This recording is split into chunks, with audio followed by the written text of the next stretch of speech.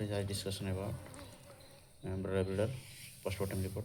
So first one is this is necrosis liver, highly necrosis and liver fibrosis. So this is the cause of death.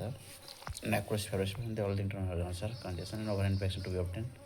Then second one, this was to be seen fragile liver and the internal organs are congestion.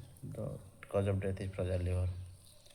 Then next one, the internal bleeding to be seen.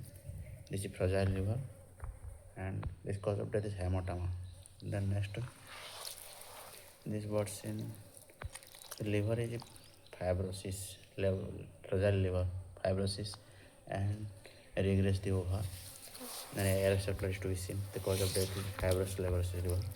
This to be seen liver necrosis and fibrosis liver and ova regress. Then air circulation to be seen.